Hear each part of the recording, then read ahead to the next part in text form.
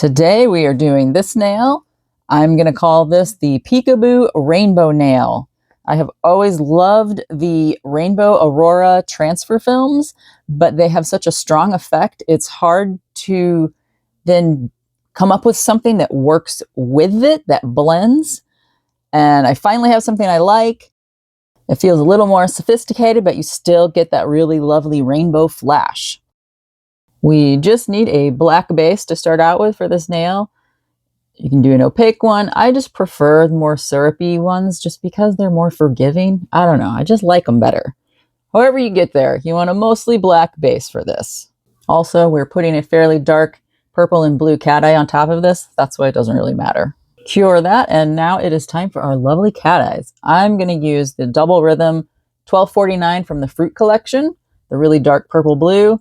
That's a Raposo, I think number 79. It's also an intense blue. You just want a nice, intense, purpley blue color. I like this one because it does also have a purple color to it. Sometimes they're just more of an Aurora one where it's mostly the mag particles. Okay, and that's what I have for my mag gel layer. Now we're going to go in with the nail foil glue. You can use the Makartt. Kokoist also has one. You just want to make sure you are curing this for 60 seconds. Okay, now we're at our foils. It came in a double set. There's another package of these. I'm pretty sure that came in this set. I'm going to use the just hazy plain one. There's all sorts of patterns in these, like oil slicks and everything. I haven't even used all of them, but that's the one we're using. It doesn't matter which direction you put on the nail either. It will always do that vertical sort of stripey thing. Also with these, it's impossible to tell which side is which. On regular foils, I'm pretty good at being able to tell which side you put down. These, I swear, it's almost the opposite. If you think you found the clear side, the shinier side, that's probably the side you want to put down. I've resorted to literally just testing it on a little piece of a nail or just on the very tip or corner of the nail I'm doing. If you don't do that and you get it wrong, you kind of wreck the tack surface and you have to redo that too. And then you've got more layers of gel on there. Anyway, also these guys are a pain in the butt to roll back up. I just haven't bothered with these yet. And especially with gloves, it wants to stick and all of the static electricity. But I have some clear envelopes that I usually put these in once I've used them. I cut them into manageable strips and then put them in the envelope.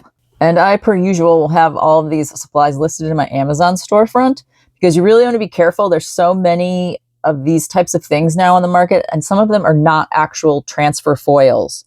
They are pieces you just have to cut up, especially when you get into this Aurora area of stuff. So make sure it's a transfer foil. And I'll show you how I test to make sure I have the correct side that I'm going to put against the nail. I just take a little corner and just do a little tiny, just to see if I start seeing that rainbow slick. Sometimes I wasn't really pressing hard enough. So there, now you can see that little tick there at the bottom. Now we know that's the side. And now I just sort of try to smush that on there as straight as I can. And I like the weird sort of cracky artifacts that kind of happen along the sides and edges of it. So I just kind of smush it down. I don't want big, huge, missing pieces. If I do have that, I'll go back in with pieces where it hasn't, the rainbow stuff hasn't been used and just sort of scratch it in with my fingernails gently because you can disturb the stuff around it. So don't do it too harshly. And so I just sort of mush it around and gently kind of like, what is it? What are those? The crayon tracings sort of things. And usually it kind of, pops off pretty well. Occasionally I get one that doesn't really work. Look how gorgeous that is with that purple blue cat eye. I love it. It's so amazing looking. And there you can see that vertical striping that happens. Ugh, I love it. You can see the cool little, just slight crackle stuff along it. I just think it gives it so much more character. Honestly, I could just kind of stare at this forever. I think it's mesmerizing. Okay, we do need to seal this layer in because little bits of that foil can come off. So I recommend using your crappy chrome top coat that you don't mind little bits of things getting into. Or you can put it on a little palette and use a different brush just so you're not getting it back into the bottle if you're using your nicer stuff. Okay, we cure that, and the next step is just putting the alcohol ink on. But of course, me being me, I make up my own alcohol inks, so I can't just say use this color from this company. I am using a set of alcohol inks off of Amazon called Barely Art, and it has a white and it has a blending solution in there as well. And then I also buy like a bulk package of those tiny, basically nail polish bottles, and they can be, I want them clear so I can see the color that's inside of them. And you can get them like, you know, 4-packs, 6-packs, 20-packs, whatever you want, in different colored lids. And then that way you have the brush like you do in the nail polish sets of alcohol ink, which is kind of key for using them on nails. So there, you can see those. I like mixing up just a gradation of muddy grays because that's the color tones that I like. And so I am just mixing black with a little bit of white and blue and the purple, because the purple in this set is very, very much a magenta. So you need to add some blue because the gray you will make will suddenly start looking red. And you're like, I added the purple. Why is it red? That's why. You can even add a little brown. You just want a muddy gray. And if you have a set that has that, great. Use that. Doesn't matter. Also, if you're making your own, you may have to play around with adding more of the clear blender, like basically the alcohol blend they provide, because certain colors can be more concentrated randomly.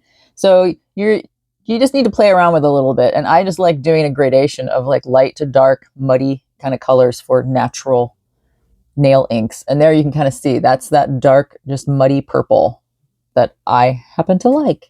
And these colors can settle, so you may periodically want to shake them up if you haven't used it in a bit. And there we go. Just swooping it, just a curved line down the nail. And then I'm just going to do a line that crosses it. And you'll see with this ink, I wasn't sure if this is what I used on the original nail. And the great thing about this, I just overlaid some more onto it.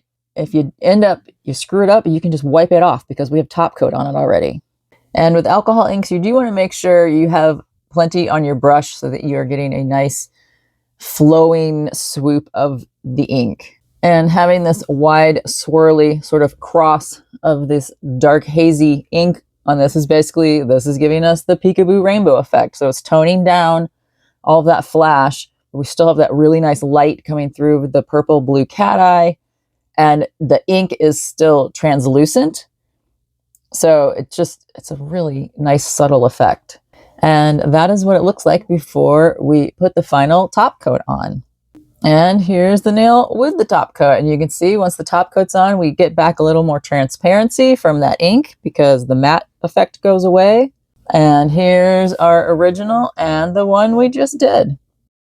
I really could kind of look at these forever. That glowing rainbow effect is just so gorgeous and just mesmerizing.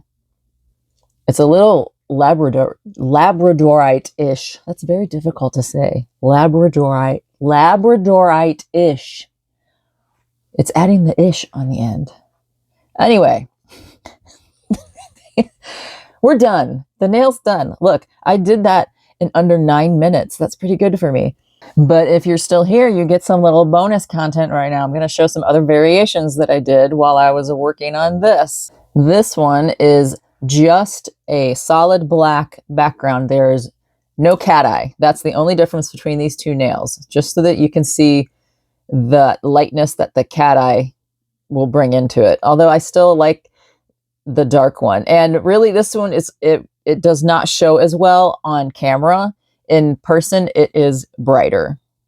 And then this one is more of a lighter blue cat eye base. And then I did sort of grayish blue inks on top of that, just to have layered blue tones on it. And I used a different foil. This one was a very tiny, basically cross-hatching pattern all over it.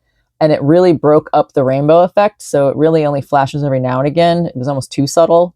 This one has the dot patterned rainbow foil. And then I just tried sloppy vertical stripes, sort of, just to keep sort of like paint dripping on a wall. So you still have exposed areas of the sprinkly, sparkly rainbow dots. It's almost like fish scales too, a little bit. Might be something in that as well. Okay, and this last one was more of a failed experiment. I just need to do it better again because there's something to it. I more was trying to get the center to be the rainbow focus, and I just needed to wipe that off and do it over again, and I just didn't feel like it, so I top coated it. So yeah, it's sort of like it's cracking through the surface, and you're getting the beams of rainbow light out. So anyway, there you go. The Peekaboo rainbow nails.